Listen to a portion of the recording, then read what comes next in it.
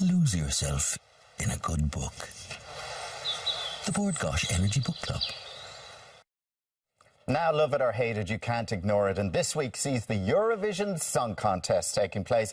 And Ireland's hopes are resting on the shoulders of Nicky Byrne, who's representing us in Stockholm. And we're joined on the line now, and as they say, calling Stockholm. Nicky, are you there? Good evening, Dublin and Stockholm calling. Can we have your vote, please? How are you, Nicky? I'm great. How are you? I'm good. Listen, how's it all going over there for you? It's going pretty well, thank you. We're, what are we, two days away now from the semi-final, but we've been here for a full week, and, you know, I'm not sure if you've ever been over to a Eurovision, but certainly I knew it was big, but it's even bigger than that. It's huge, and we've been in front of the world's media pretty much every day, and rehearsals are going well, which is the most important thing. You forget that you actually have to deliver performance, because you've got that much other press commitments to do, but no, everybody's happy and healthy, and Team Ireland we're ready to rock, and like we've always said, we'll give it our absolute best and try and, you know, get us back into that final. Yeah, no, Nicky, I know you will. I mean, and it is your first time ever at a Eurovision, not only representing Ireland?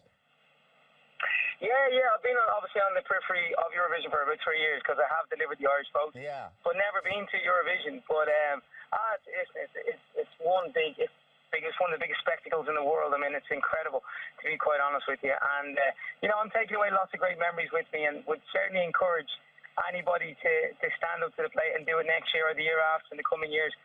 Now, I am saying that before the semi-final, so let's hope I can say that on Friday as well. But I mean, the Globe Arena is no stranger to you because you've played there with Westlife.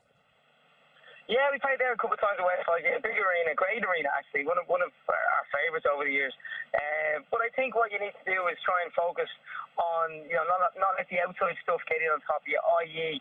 the pressure, the people watching, you know, the kind of pressure of trying to, you know, do it for your country, which can, even no matter how experienced you are, sometimes things like that can, you know, can be detrimental to you if you let it affect you. So it's about trying to focus on yourself and winning your own psychological battle, I suppose. Yeah, I mean, you're getting a lot of support from here. And what about Georgina and are the family travelling over? Yeah, they'll be coming over now in the coming days, so I'm looking forward to seeing them. We've been FaceTiming every night, and the kids are very excited and stuff. So, yes, it's. I mean, they're obviously coming over for support to make sure they're in the country. Win, lose or draw, they're there to give Daddy a hug, you know. So, looking forward to seeing them now. But I won't get to see them much before the performance. But hopefully then, after Thursday, and hopefully we get to the final, we can have a good catch up on Saturday night.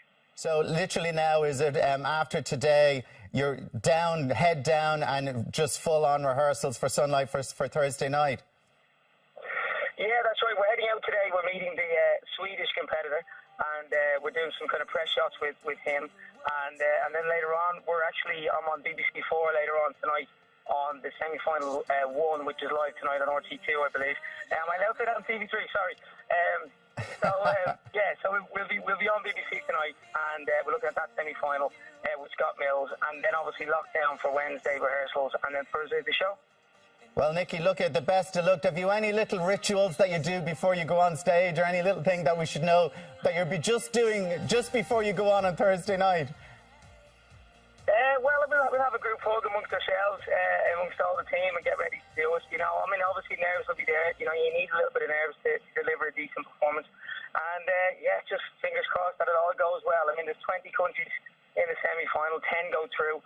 So, you know, I've never been involved in anything like this in all my life. So, obviously I've stood on stages, but never actually having to fight for your country, so to speak. So, we'll give it our best. Well, look, from everybody here in Ireland AM and TV3, the best of luck to you, Nicky, and we'll be watching you and rooting for you on Thursday.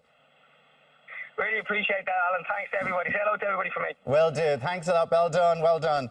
Now, Eurovision aficionado and music journalist Mick Lynch joins us now to chat about his new book, What's Another Year, which gives a glimpse into Ireland's dealings with the Eurovision, from successes to dust in the turkey. Good morning to you. We've just been chatting to Nicky there live in Stockholm. So what do you think of our chances this week? When I heard the song first, I wasn't impressed with it back in February, but it's kind of grown. I think you hear it a few times, it grows on you, and certainly... But the thing is, in Europe, you only hear it once. You only hear it once, but I think when you see the performance as well, that helps. Yeah. And Nicky's obviously a professional performer, so I do honestly think he can get out of semi. I think come the final, he's up against it. So, you know, so It's a tough one, isn't it? it's a tough one. I think, look, having not been in the last two finals, our achievement, and as Nicky said there, his goal is to get out of the semi, get into the final. But sometimes is it better not to get out of the semi-final than come last in the final or second last? Well, Because that's you what's get a happened. lambasting then. Look at Ryan Dolan. I was just going to say, Ryan, I think from Nicky's point of view, and when you have your family, it becomes personal. You're out there representing Ireland. I think he needs to just get out of the semi, Yeah. and then the pressure's off. Brian Kennedy said the same to me in the book. You know, the pressure was on for the semi. Once you get to the final, you can relax. And Because we've had some glorious days in Eurovision Ireland. We have won the most times. Now, Sweden are right on catching up there. they're If they win close. this year, it will be 7 times each. But, Yeah. I mean, where has it all gone a bit wrong for us? where's it gone wrong? I think, as most people touch on in the book, it is at the end of the day down to the song. I spoke to Michael Keeley, who's the head of delegation Yeah. at the moment. Who's be in Stockholm with He them? will Yeah. be. And Michael said that, you know, at the moment the song's being submitted, people are afraid to submit songs. Last year, he said, we got 320 songs and 300 of them were crap.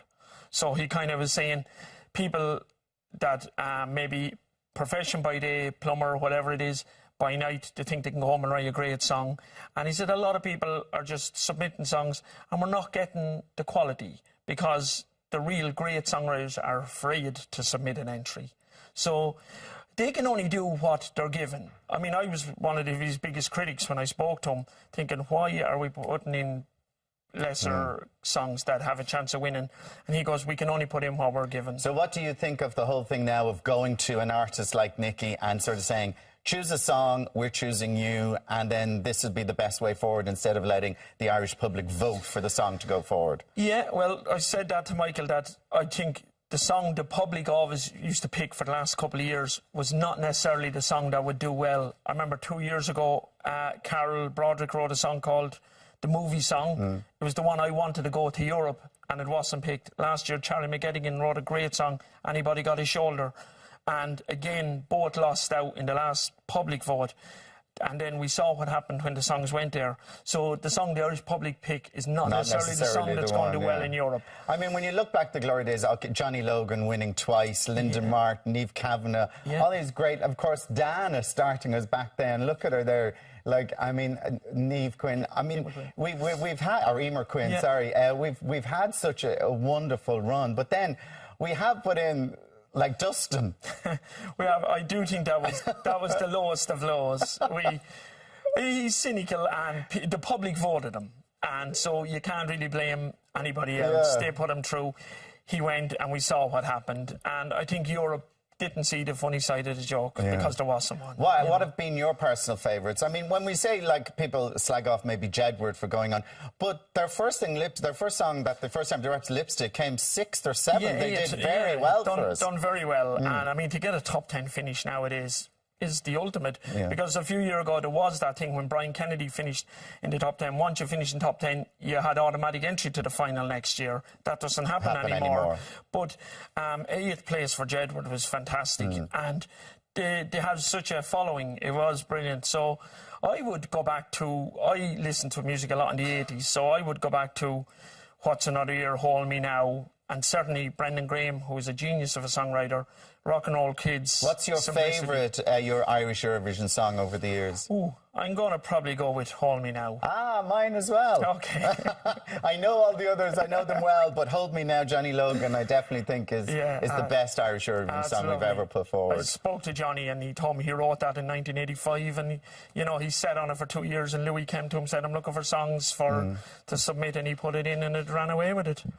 And looking at this year then, we're sort of talking about Nicky over there, and do you think what's going to win? Do you think Russia is going to win it? They're the absolute favourites. Right, I think Sweden have the best song in my ears anyway. I just think it's very simplicity. If I Were Sorry, France. But when you put... It used to be called the Eurovision Song Contest. Now it's the Eurovisual Song Contest. So you combine the two together, And if you pick the song and the video, I think Russia have the best one and learnt the more from last year's winner. And have you always been a Eurovision fan? Like, were you one of these closet Eurovision fans who sort of said, no, I'd hate it, but then you'd be there watching it like mad? I was talking to Mark earlier and I was saying, you know, I grew up listening to Prefab Sprout and the Pet Shop Boys and OMD and Wham and all this 80s music, and that's when the Eurovision was held in Dublin in 81 and Bucks Fizz won it.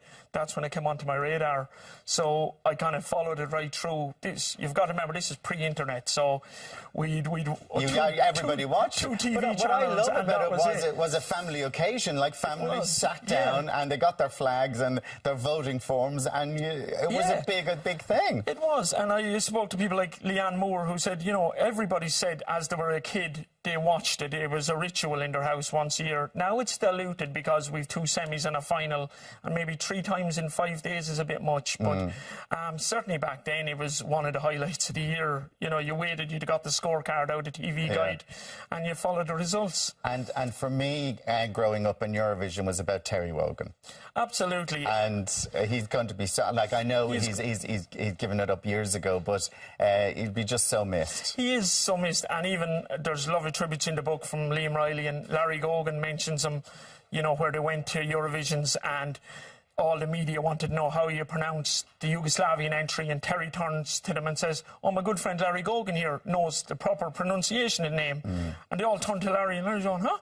And Larry says, he really put me on the spot and hadn't a clue. And then Terry would shout down, they were at one of them and it was really roasting, and Terry would shout down to Larry, hey Gogan, I've got a fan down here in my studio. So he said he was very lovely man, gentleman. And of course then we could talk about interval acts and Eurovision, and then the interval act, what they've announced this year. I heard Justin Timberlake. So, big one.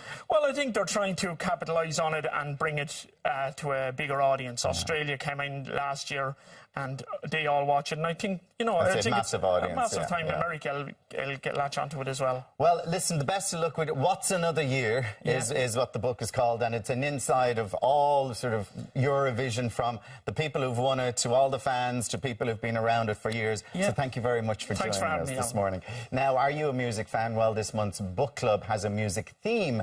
How would you like to be in with a chance of winning a book club goodie bag and a Versus tablet? All you have to do is send in your 50-word review of any of our book club picks this month. So get them into us by Friday, the 27th of May to enter. You can email them to irelandam@tv3.ie or post them to Bord Gáis Energy Book Club, TV3, Westgate Business Park, Ballymount, Dublin 24.